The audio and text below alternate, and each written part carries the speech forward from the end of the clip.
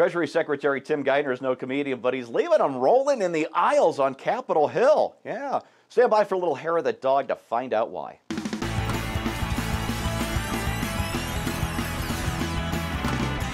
In all seriousness, I'm told that Mitch McConnell laughed when you handed in this proposal. Is that in fact true? People say it's rare that he smiles, but again, and you know, they're in a hard position, Bob.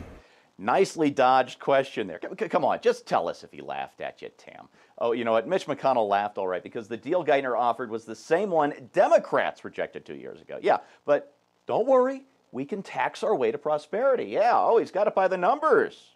Check it out.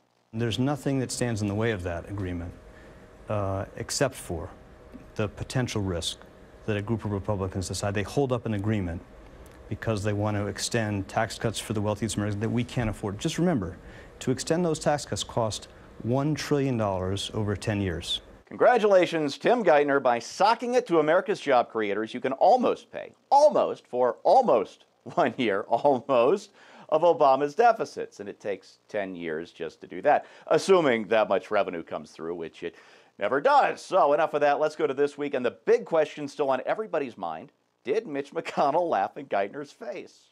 So is there a stalemate? And did Mitch McConnell really laugh out loud when he heard your proposal? George, I actually think that we're going to get there. I mean, you know, just inevitably going to be a little political theater in this context. Sometimes that's a sign of progress. And sometimes that's a sign of having a powerful senator laugh in your face because you're so incredibly lame. Sometimes. All right, speaking of lame, let's go to the round table. And the man who pretended to save General Motors, it's Steve Rattner, on how the president is doing something really, really new. He also met with quite a number of business leaders, a lot of CEOs, a lot of Republicans this week. He's trying to do something different than he's done before, which is take his message outside of the Beltway, outside of Capitol Hill, and try to bring it to the people. And I'm totally in favor of that. Really new. Remember when Obama made 53 public appearances in favor of Obamacare and people still hate it? Yeah. Or when Obama went over Congress's heads to the American people to get his tax hikes on the rich 2 years ago and didn't get them. Or how he tried it with the debt ceiling crisis. Never mind. There's nothing new here. All right, Fox News Sunday and top guest. It's Tim Geithner again. Now, Chris Wallace, he did something kind of daring and actually put Geithner's plan where everybody could see it and point at it and laugh. I'd like to ask you about this part of it, and then anything I leave out, you can tell me. $1.6 trillion in tax increases, more than $80 billion in new stimulus spending next year, and unspecified, non-guaranteed spending cuts. Stimulus!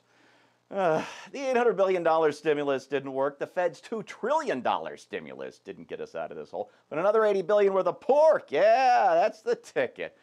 Look, the balanced approach for 2013 is for every $10 in new taxes, there's $8 in new spending. Tax and spend, baby. Tax and spend. We've got John Boehner to explain just how it works. It was not a serious offer. Wait, you're saying that there is more spending than spending cuts? That is correct. They outlined they'd be willing to talk about $400 billion worth of cuts over 10 years. The White House is willing to talk. Not to actually cut, commit, or anything, but to talk about $400 billion in cuts over 10 years that won't even cover half of this year's deficit, and Obama wants to spread it out over a decade. Again. Oh, and that's if he'll cut it all, which he won't.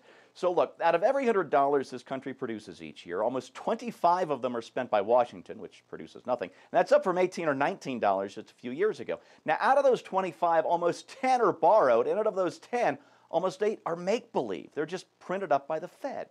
But Geithner wants you to believe that by taking $1 away from the rich, everything's going to be okay. So you know what? Every time Geithner tries to show you a plan, there's only one proper response. And it goes like this.